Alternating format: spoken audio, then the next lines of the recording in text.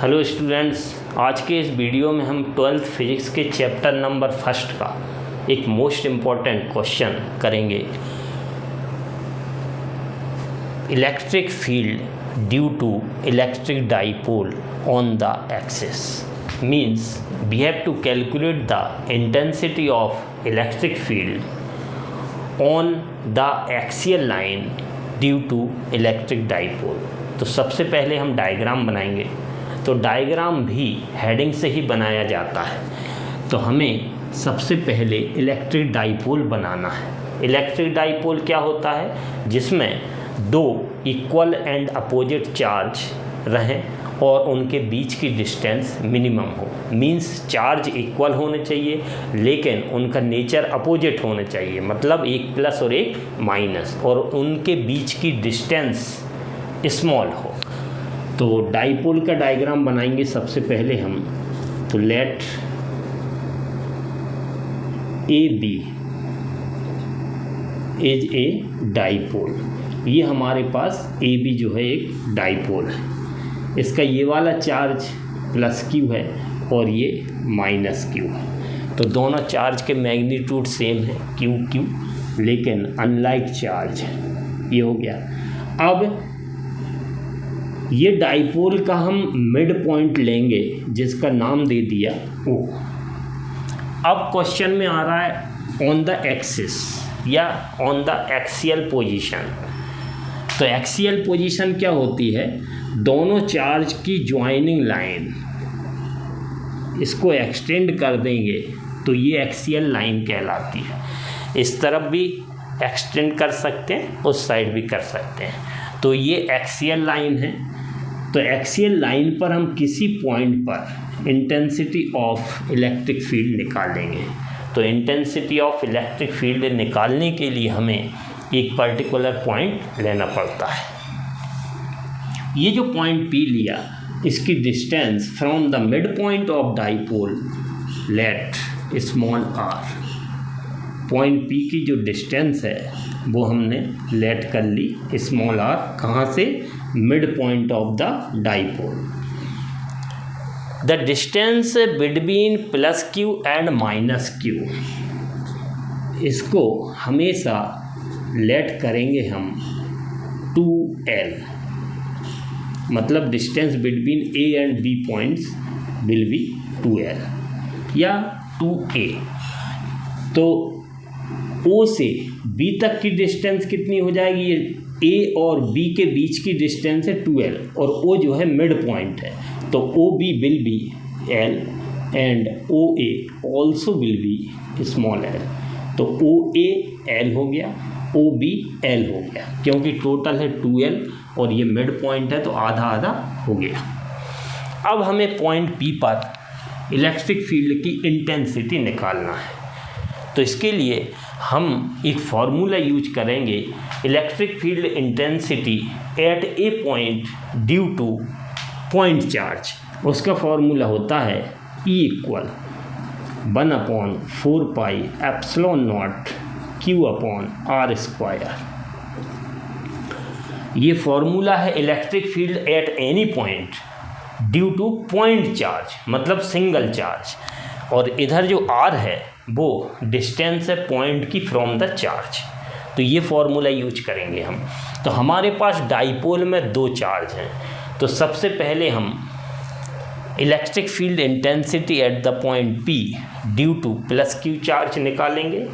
इसके बाद हम electric field at point P due to negative charge means minus Q charge निकालेंगे।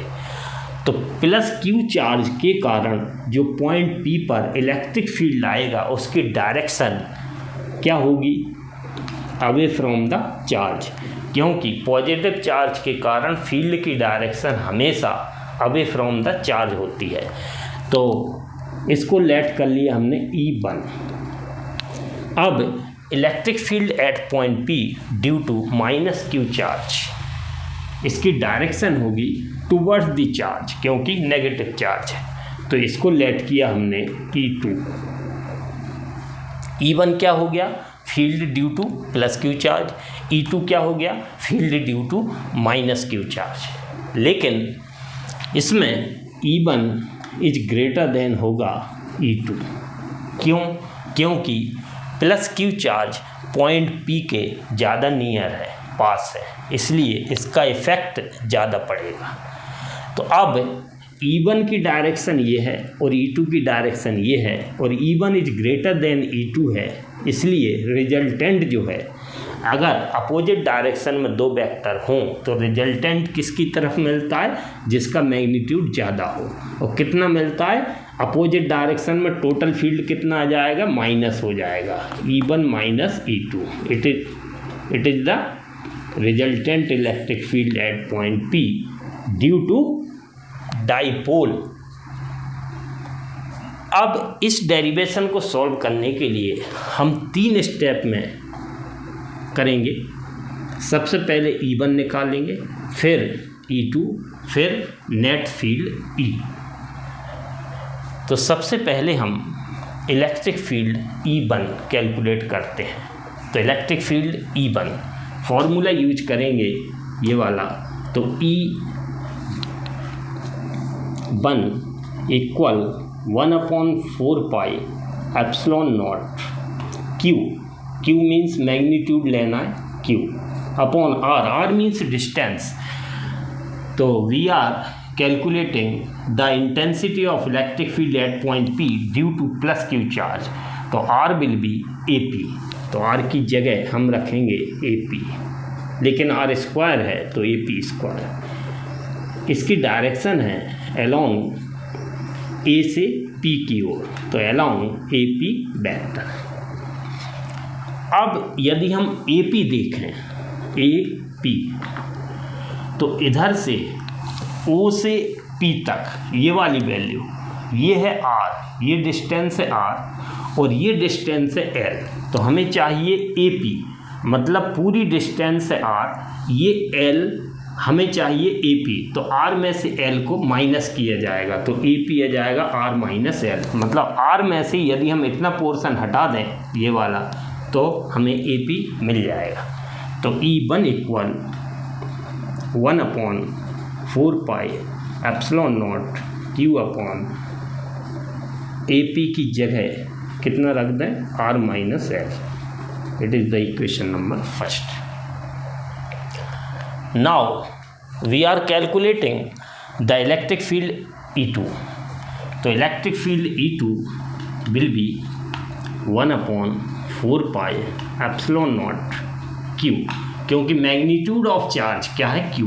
इधर हम डायरेक्शन नहीं ले रहे हैं इलेक्ट्रिक फील्ड की, इसलिए केवल मैग्नीट्यूड यूज करेंगे। तो Q अपॉन डिस्टेंस, यही फॉर्मूला लगाया, तो डिस्टेंस मतलब R। तो electric field at point P due to minus Q means distance हो जाएगी BP square.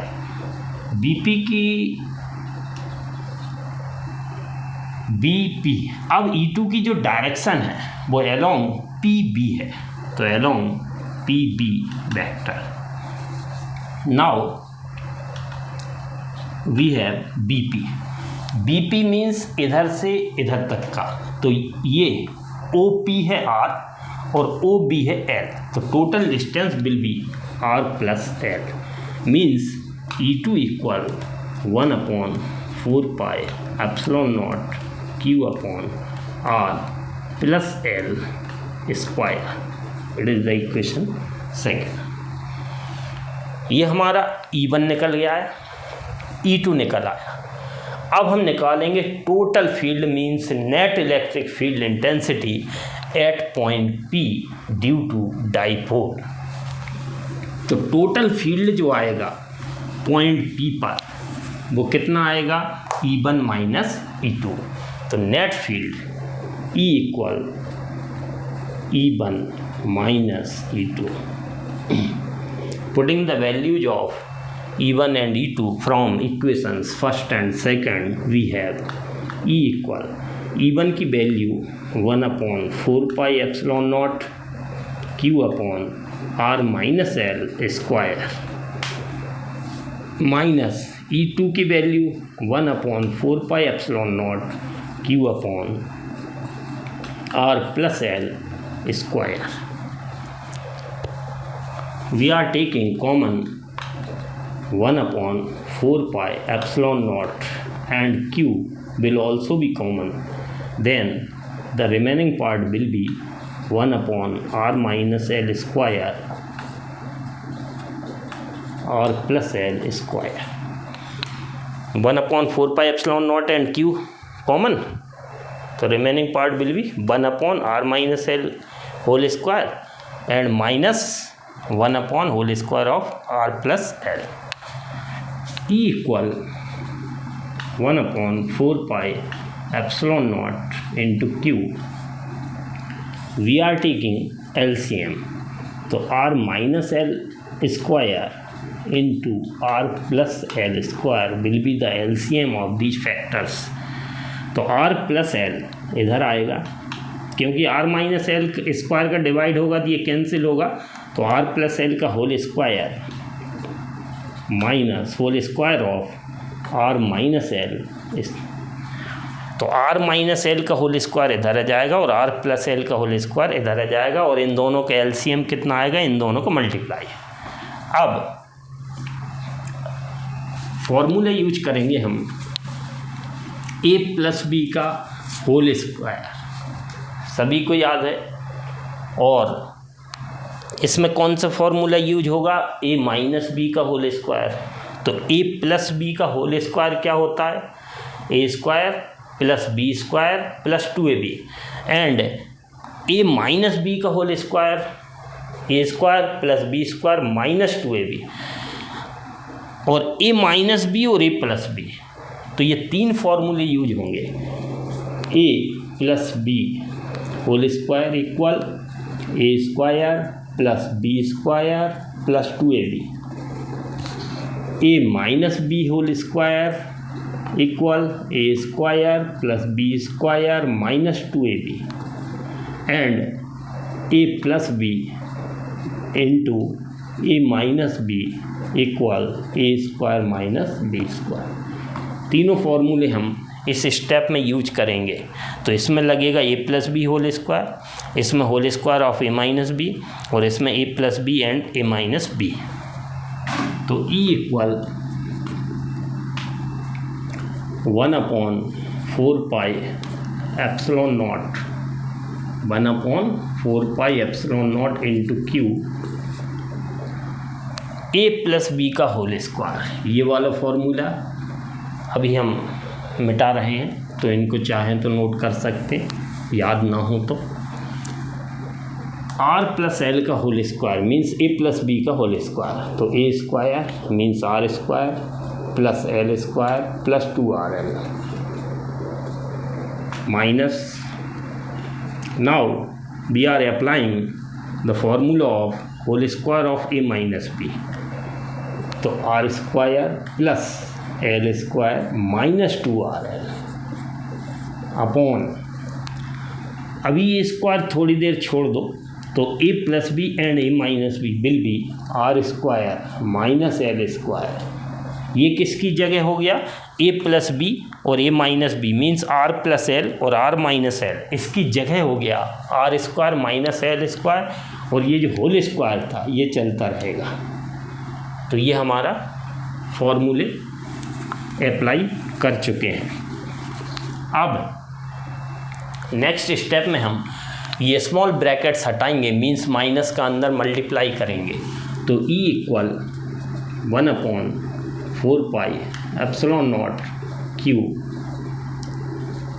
r square plus l square plus 2rl minus r square minus l square plus 2rl, minus का अंदर multiply कर दिया, upon ये ऐसे ही चलने देंगे हम, r square minus l square का whole square, r square will be cancel, l square will also be cancel, then we have E equal 1/4 pi epsilon not into Q.